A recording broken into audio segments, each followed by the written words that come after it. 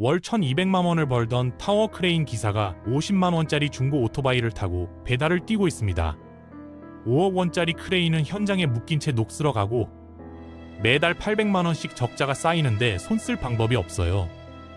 2023년 건설사 부도가 전년 대비 300% 증가했고 타워 크레인 가동률은 45%로 역대 최저를 기록했습니다. 실직 건설 기사만 3만 명이 넘어섰거든요. 레고랜드 사태 이후 PF 대출이 막히면서 전국의 건설 현장이 멈춰섰고 25년에서 30년 무사고 경력의 베테랑 기술자들이 하루아침에 일자리를 잃고 빚더미에 앉았습니다.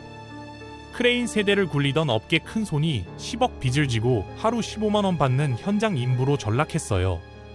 이건 한 개인의 실패담이 아닙니다. 대한민국 건설업 전체의 몰락이고 그 속에서 무너진 수만 명의 기록이에요.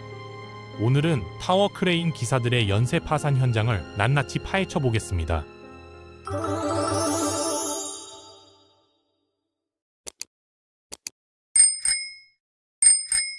타워 크레인 기사는 건설 현장의 핵심 인력이었습니다. 지상 100m 높이에서 수십 톤의 철근과 자재를 옮기는 기술직이거든요. 자격증 따기도 어렵고 숙련되기까지 최소 5년에서 10년이 걸립니다.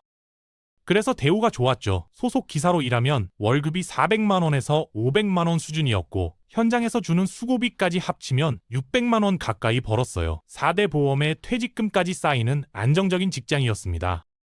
현장에서도 대접을 받았어요. 크레인 기사가 조종실로 올라가면 현장 소장이 무전으로 인사를 건넸고 인부들도 고개를 숙였습니다. 점심 식당에서는 항상 제일 좋은 자리가 크레인 기사 자리였죠.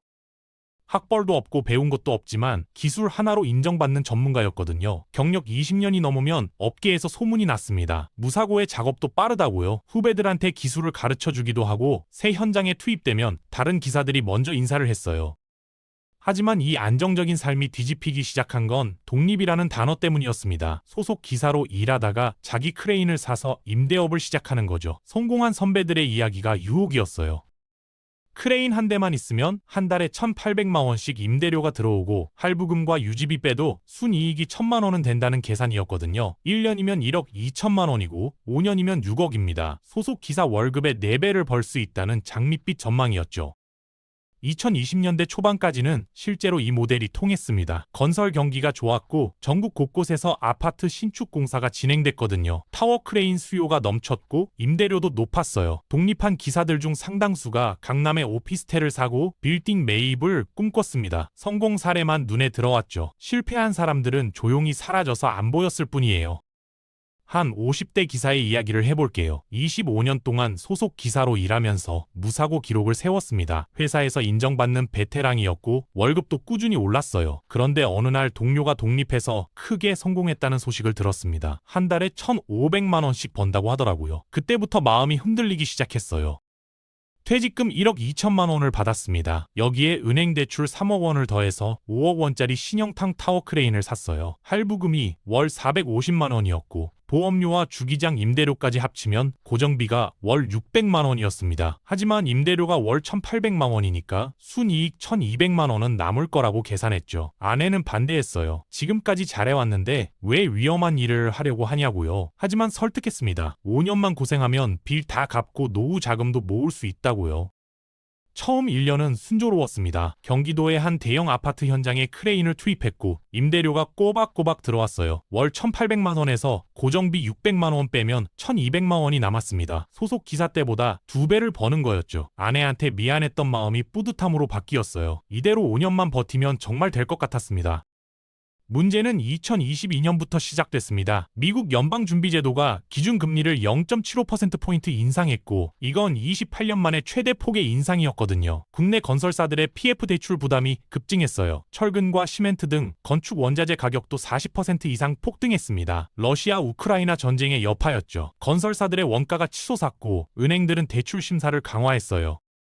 2022년 가을 강원도 레고랜드 개발 사업이 무산되면서 5조 원 규모의 유동성 위기가 터졌습니다. 이른바 레고랜드 사태죠. 이 여파로 전국의 건설사들이 도미노처럼 무너지기 시작했어요. 은행들이 PF 대출을 막아버렸거든요. 중견 건설사들부터 자금줄이 끊겼고 하청업체들한테 대금 지급이 밀리기 시작했습니다. 공사 현장이 하나둘 멈춰섰죠. 그 기사가 크레인을 투입한 현장도 예외가 아니었습니다. 어느 날 아침 현장에 도착했는데 정문이 잠겨 있었어요. 경비원이 말했습니다. 오늘부터 작업 중단이래요. PF 대출이 막혀서 공사가 무기한 중단됐습니다. 현장 소장한테 전화해도 언제 재개될지 모르겠다는 대답만 돌아왔어요. 그날부터 임대료가 안 나왔습니다.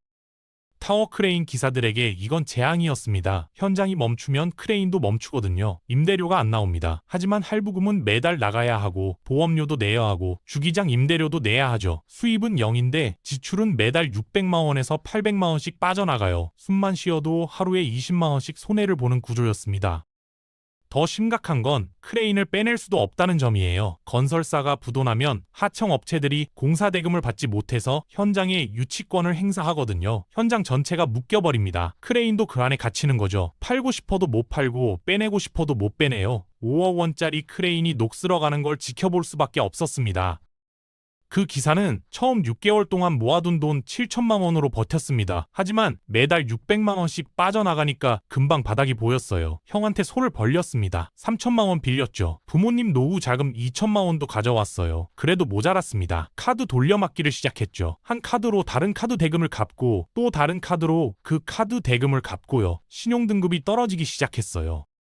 8개월이 지나자 은행에서 연체 경고가 왔습니다. 3개월 연체되면 법적 조치에 들어간다고요. 잠이 안 왔어요. 새벽 3시에 눈이 떠져서 천장만 바라봤습니다. 아내한테 미안하고 자식들한테 면목이 없었어요. 25년 동안 성실하게 일했는데 왜 이렇게 됐을까? 그 생각만 계속 들었습니다. 결국 그 기사는 중고 오토바이를 사서 배달을 시작했습니다. 50만 원짜리 낡은 오토바이로 새벽 5시부터 밤 10시까지 35건에서 40건을 배달했거든요. 17시간 노동이에요. 하루 수입은 평균 11만 원이고 한 달이면 약 300만 원입니다. 하지만 고정비는 여전히 600만 원이었죠. 매달 300만 원씩 적자가 계속됐어요. 빚은 눈덩이처럼 불어나서 5억 원을 넘어섰습니다. 배달하다가 예전에 일하던 건설 현장을 지나칠 때가 있었습니다. 담벼락 너머로 녹슨 크레인이 보였어요. 그 크레인도 누군가의 5억이었고 누군가의 꿈이었죠. 눈물이 났습니다. 한때 지상 100m에서 도시를 만들던 사람이 이제는 아스팔트 위를 기어다니며 생계를 이어가고 있으니까요. 이건 한 사람만의 이야기가 아닙니다. 건설 기사단체 카톡방에는 매일 수십 개의 메시지가 올라왔거든요. 현장 구합니다. 조건 안 가립니다. 크레인 급매합니다. 반값에 넘기겠습니다. 한때 현장 정보를 나누던 활발한 공간이 구직과 급매 게시판으로 바뀌었어요. 더 비극적인 사례도 있습니다. 크레인 세대를 굴리던 60세 베테랑 기사가 있었어요. 업계에서 큰 손으로 불렸습니다. 전성기에는 월 3천만 원 넘게 벌었고 강남에 아파트도 있었죠. 그런데 새 현장이 동시에 멈춰버렸어요. 세대 모두 유치권에 묶였습니다. 빚이 7억으로 불어났어요. 아내가 이혼을 요구했습니다. 30년을 같이 살았는데 더는 못 버티겠다고요. 자식들도 연락을 끊었어요. 결혼자금 대준다고 약속했던 돈이 날아갔으니까요. 그는 어느 날 조종실에 올라갔습니다. 100m 아래를 내려다봤어요. 뛰어내릴 생각이었습니다. 다행히 그날 현장을 지나가던 후배 기사가 발견해서 말렸습니다. 우울증 진단을 받고 정신병원에 입원했어요. 지금은 하루 15만 원 받는 현장 인부로 일하고 있습니다. 10억 빚을 안고요. 그가 말했어요. 처음부터 다시 시작해야 해요. 60세의 인생 리셋이에요. 웃기죠? 가족들의 피해도 컸습니다. 또 다른 기사의 27살 딸의 결혼이 파혼됐거든요. 예비 시어머니가 전화해서 말했어요. 사돈댁이 빚쟁이라는 거 다 안다. 결혼은 없던 걸로 하자. 예식장 예약금 500만 원은 돌려받을 수 없었죠. 딸이 방에서 나오지 않았습니다. 일주일 동안 밥도 안 먹었어요. 아버지가 문 앞에서 미안하다고 울었습니다. 24살 아들은 취업 준비를 포기했습니다. 편의점 야간 알바를 시작했어요. 월 180만 원 벌어서 50만 원을 집에 갖다 놨습니다. 아버지가 말렸어요. 네 돈은 네가 써라. 공부해서 좋은데 취업해라. 하지만 아들은 들으려 하지 않았죠. 55세 아내는 하루 15시간씩 파트타임 3개를 뛰다가 쓰러졌습니다. 응급실에 실려갔는데 과로였어요. 86세에 아버지의 요양병원비를 못 내서 집으로 모셔온 경우도 있었습니다. 월 200만 원 나오던 병원비를 더 이상 감당할 수 없었거든요. 83세의 어머니가 허리 디스크 있는 몸으로 간병을 해야 했어요. 아버지가 아들 손을 잡고 말했습니다. 내가 너무 오래 산 게 죄냐고요? 그 말에 아들이 무릎 꿇고 울었습니다.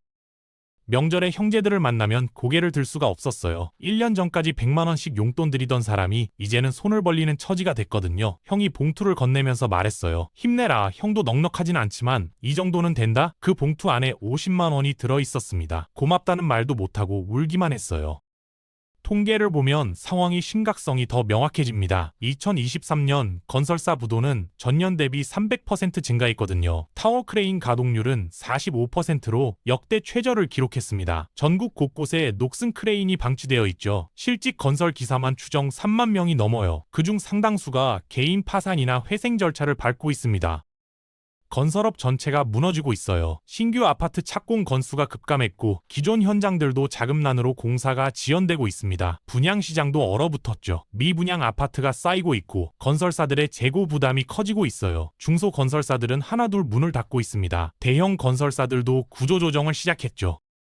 하청 업체들의 상황은 더 심각해요. 공사대금을 못 받아서 임금 체불이 발생하고 있습니다. 건설 노동자들이 일을 해도 월급을 못 받는 거죠. 고용노동부에 접수된 건설업 임금 체불 민원이 작년 대비 50% 이상 증가했어요. 현장에서 일하다가 체불당하고 다른 현장 찾아가니까 거기도 체불이고 이런 악순환이 반복되고 있습니다.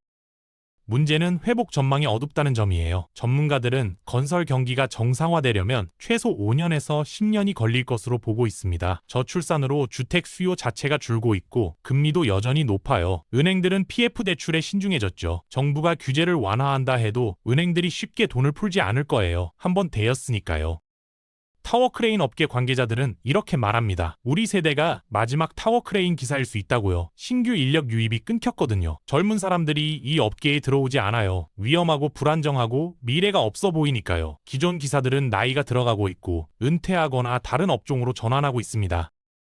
건설 현장에 가보면 느껴져요. 예전에는 20대, 30대 젊은 기사들이 많았는데 지금은 50대, 60대 간 대부분이에요. 기술 전수가 안 되고 있습니다. 경험 많은 기사들이 은퇴하면 그 기술은 사라지는 거죠. 타원 크레인뿐 아니라 건설 기능직 전체가 이런 상황이에요. 용접, 철근, 목공 다 마찬가지입니다. 이 사태에서 배울 수 있는 교훈이 있습니다. 50대 이후에 독립 창업이 얼마나 위험한지거든요. 성공한 사례만 보면 안 돼요. 실패한 사람들은 조용히 사라져서 안 보일 뿐입니다. 통계적으로 보면 자영업 창업의 5년 생존율은 30%도 안 돼요. 70% 이상이 망한다는 뜻이죠. 특히 빚으로 시작하는 창업은 더 위험합니다. 퇴직금 전부 털고 대출까지 받아서 시작하면 일이 없을 때 버틸 여력이 없거든요. 타원 크레인처럼 고정비가 큰 사업은 더 그래요. 현장이 하나만 멈춰도 바로 적자가 시작됩니다. 현장이 2개, 3개 멈추면 감당이 안 되죠. 최소 2년에서 3년치 고정비를 현금으로 준비하지 않으면 시작하면 안 됩니다. 배우자가 반대하면 멈춰야 하고 시장 상황을 냉정하게 봐야 해요. 장밋빛 전망을 보면 안 됩니다. 최악의 시나리오를 가정하고 그때도 버틸 수 있는지 계산해 봐야 해요. 안정된 월급의 가치를 잃고 나서야 깨닫는 사람들이 많습니다. 월 450만 원에 4대 보험 들어주고 퇴직금 쌓이는 회사가 얼마나 귀한 건지거든요. 독립해서 대박 나겠다는 꿈보다 건강하게 정년 채우고 퇴직하는 게 더 현명한 선택일 수 있어요. 물론 쉽지 않죠. 회사 다니면서 받는 스트레스, 상사 눈치 보는 거, 젊은 후배들한테 밀리는 느낌 다 힘들어요. 그래도 매달 월급이 들어오는 게 얼마나 소중한 건지 모르는 거예요.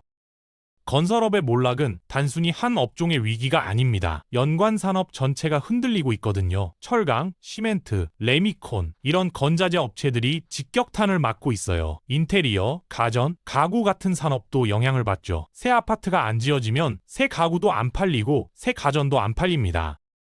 건설 노동자만 해도 수백만 명이 이 업계에 생계를 의존하고 있어요. 타워 크레인 기사, 철근공, 목수, 미장공, 배관공, 용접공, 그리고 현장 관리자들까지요. 이들의 소비가 줄면 내수 경제 전체가 위축됩니다. 식당, 편의점, 마트 다 영향을 받죠.